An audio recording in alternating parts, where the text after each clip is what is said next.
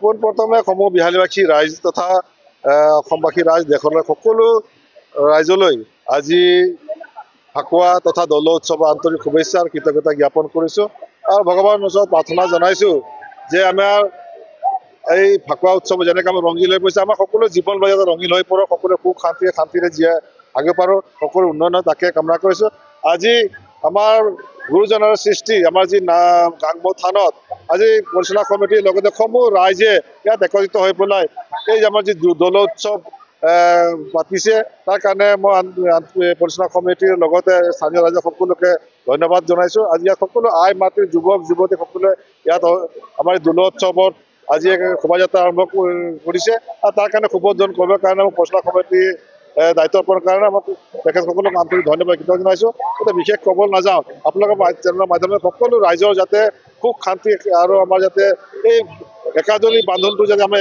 একত্ৰিত হৈ থাকে তাকে ভগৱন্তই প্ৰাৰ্থনা কৰে সকলোৱে পুনৰবাৰ আন্তৰিক ধন্যবাদ জনাই মই কৈ থাকিম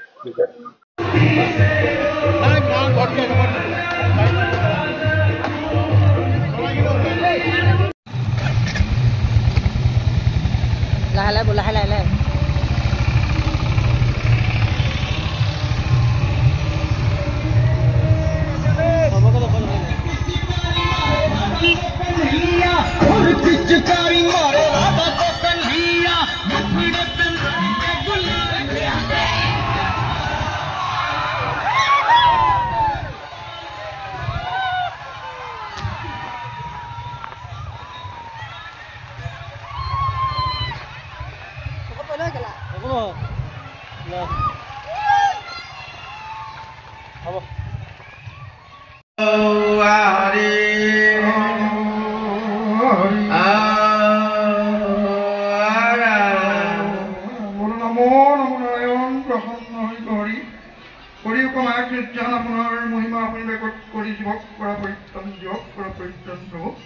আজি পৰম গুৰুজনাৰ পুণ্যস্থান শ্ৰী শ্ৰী গাংগো থানৰ পৰা সমস্ত ভগৱান বৈষ্ণৱ বান্ধৱ আই মাতৃ সমন্বিত কণমানি ঘাই বালিক বালিকা যুৱক যুৱতীকে ধৰি সৰু বিহালীবাসী ৰাইজ আজি একঠাই হৈ আজি আমাৰ এই পৰম গুৰুজনাৰ থানৰ পৰা এই গোসাঁই ভাগি প্ৰদক্ষিণ কৰাৰ নিমিত্তে সৰু বিহালীলৈ আমি আগবাঢ়িছোঁ ইয়াত যদি কোনোবা কিন্তু সাধু হয় সৰ্বদোষক মণিখন কৰি প্ৰভু ভগৱান কোনো প্ৰসন্ন হয় সমাজের ভবিষ্যৎ উজ্জ্বল করি গুরুদেব নাম ভগচারী বস্তু সন্তুষ্ট হয়ে কৃপা করিবা কৃষ্ণ হরে কৃষ্ণ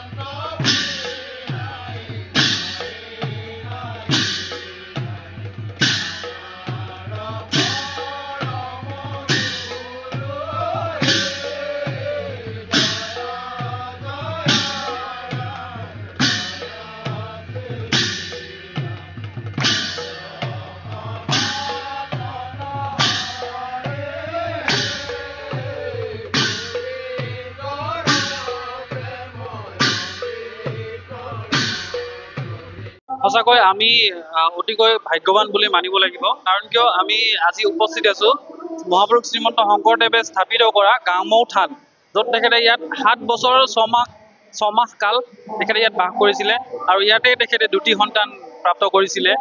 আৰু ইয়াৰ ওচৰতে আপোনাৰ আছে আমাৰ পুখুৰী খান্দিছে নিজে আমাৰ মহাপুৰুষ শ্ৰীমন্ত শংকৰদেৱে। আৰু বৰগীত পৰিৱেশন মানে যিটো ৰচনা কৰিছিলে পাৱে পৰিহৰি বৰগীতটো আছিলে ইয়াতে ৰচনা কৰিছিলে। আৰু আমি সঁচাকৈ ভাগ্যৱান বুলি মানিছোঁ ইয়াতে হোলী গীত গাবলৈ আহি আমি অতি সুখী। লগতে আপোনালোকক আনন্দিত দিব পাৰিছোঁ নে নাই সেইটো বাৰু আপোনালোকে ক'ব। আমাৰ কিন্তু ভাল লাগিছে, বহুতেই ভাল লাগিছে, খুব ভাল লাগিছে। আৰু মানে আগন্তুকো আমি এনেকৈ আহিবলৈ চেষ্টা কৰিম নিশ্চয়। আৰু মানে আপোনালোকেও আহক, শংকৰদেৱৰ দ্বাৰা স্থাপিত এইখন থান গাংমৌ থান, এইখন মই আজি প্ৰথমবাৰ আহিলোঁ ইয়ালৈ আৰু বহুত ভাল লাগিছে। মানে ভাষা নাই ক'বলৈ একচুৱেলি, মানে ইমানখিনি ভাল লাগিছে। আৰু সহযোগিতা একদম 110% পাইছোঁ আমি।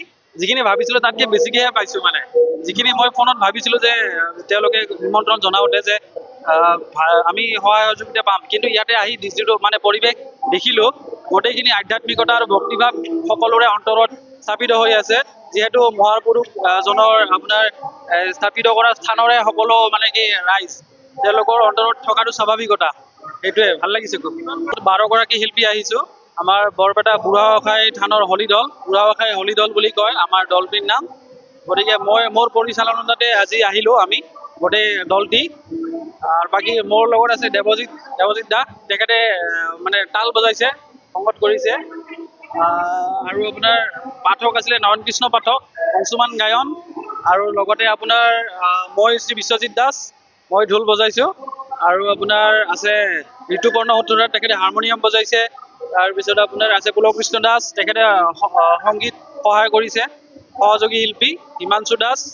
তাৰপিছত আছে আপোনাৰ দেৱ দাস, দীপাংকৰ দাস, সঞ্জিত পাঠক, ভাস্কৰ জ্যোতি পাঠক আৰু আপোনাৰ শিশিৰ দাস। এনেকৈ আমাৰ 12গৰাকী শিল্পী আহিছোঁ আমি বৰপেটাৰ পৰা। আমাৰ বৰপেটাৰ হোলী বুলি ক'লে বা দৌল মহোৎসৱ বুলি ক'লে অল ভাৰতবৰ্ষ তথা অল ৱৰ্ল্ডত মোটামুটি মানে আপোনাৰ হৈছে প্ৰচাৰ হৈছে। কাৰণ আমাৰ দেশ বিদেশৰ পৰা বহুত আমাৰ ভ্ৰমণকাৰী আহে দৌল মহোৎসৱ চাবলৈ। কাৰণ আজিকালি বহুত ছ'চিয়েল মিডিয়াৰ থ্ৰুত মানে কি আমাৰ ভাইৰেল হোৱা বুলি ক'ব লাগিব। আপোনাৰ তেনেকৈ ভাইৰেল হৈছে, তো মানুহ গোটেইখিনি আহে। আৰু আমাৰ আজি বৰপেটা সত্ৰত আমাৰ 4দিনীয়া কাৰ্যসূচীৰে এইবাৰ দৌল মহোৎসৱ পালন কৰা হৈছে। আমাৰ যোৱাকালি প্ৰথমটি দিন আপোনাৰ উদযাপন হৈ গ'ল বন্ধ উৎসৱ, আপোনাৰ হেৰি বুলি কয় আতচবাজি আৰু আপোনাৰ গোঁসাইক আপোনাৰ ওপৰত ওলোৱা হৈছে দৌলৰ ওপৰত। আজি হৈছে ভৰদৌল, অহাকালিলৈও ভৰদৌল থাকিব। পৰহিলৈ আপোনাৰ ফুৱেৰী বুলি কয় ফাকুৱা, যিটো মানে হোলী খেলে। আপোনালোকৰ ইয়াতে আজি ফাকুৱা নহয় জানো? আমাৰ 16 তাৰিখ ছানডে আপোনাৰ ফাকুৱা হ'ব। তো সেইদিনা গোঁসাইক মানে কি আপোনাৰ সত্ৰৰ চাৰিওপিনে এনেকৈ ঘূৰাব 7 পাক কুলুচা ঘূৰাই কিনে আপোনাৰ আমাৰ সত্ৰৰ যিখিনি ৰীতি নীতি নিয়ম আছে সেইখিনি নিয়মেৰে আপোনাৰ দৌল মহোৎসৱটি আমাৰ উদযাপন কৰা হয়। আমি গাংমৌ থানৰ সমূহ যুৱকক লগত লৈ উদীয়মান যুৱকৰ সৈতে তেওঁলোকৰ এখন আমি উদযাপন সমিতি গঠন কৰি দিছোঁ পোনপ্ৰথমে। তাৰপিছত গাংমৌ থান পৰিচালনা সমিতিৰ সহযোগত আমি অনুষ্ঠানভাগ এনেকৈ পাতিবলৈ সক্ষম হৈছোঁ। আৰু ইয়াৰ পৰৱৰ্তী কাৰ্যসূচী হিচাপে আমি অহা বছৰলৈ ভালদৰে পাতিম ইয়াতকৈও বুলি ভাবিছোঁ, আশা ৰাখিছোঁ। আৰু লগতে এইবাৰ আমাৰ যি বৰপেটাৰ পৰা হোলী গীতৰ এই দলটিক আমি ইয়ালৈ আমন্ত্ৰণ কৰিলোঁ। এই দলটিয়ে আহি পেলাই আমাৰ সোণত সুৱগা চৰালে। আজিৰ এই অনুষ্ঠানটোত তেখেতসকলে আহি যি হোলী গীত পৰিৱেশন কৰিলে, এই হোলী গীত পৰিৱেশন কৰাৰ কাৰণে এই পবিত্ৰ থানভাগৰ উজ্জ্বলতাটো বেছি বৃদ্ধি পালে।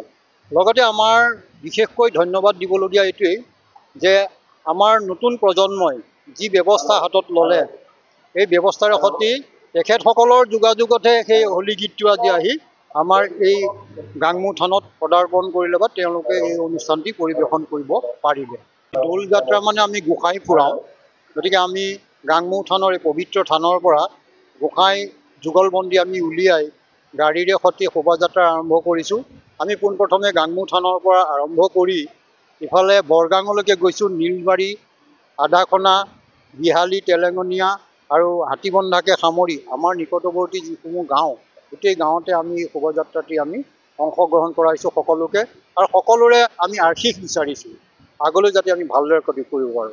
আমি সম্পূৰ্ণ সহায় সহযোগিতা পাইছোঁ, আৰ্থিক হওক, কায়িক হওক, মানসিক হওক, আমি সৰ্বতো প্ৰকাৰে তেখেতসকলৰ পৰা সহায় সহযোগিতা পাইছোঁ আৰু সেইকাৰণে আমি আজি এই অনুষ্ঠানটো ইমানেই মুকলিমূৰীয়াকৈ পাতিবলৈ সক্ষম হৈছোঁ আৰু তেখেতসকলক আমি সঁচাই ধন্যবাদ জ্ঞাপন কৰিব লাগিব গাংমু থান পৰিচালনা সমিতিৰ তৰফৰ পৰা।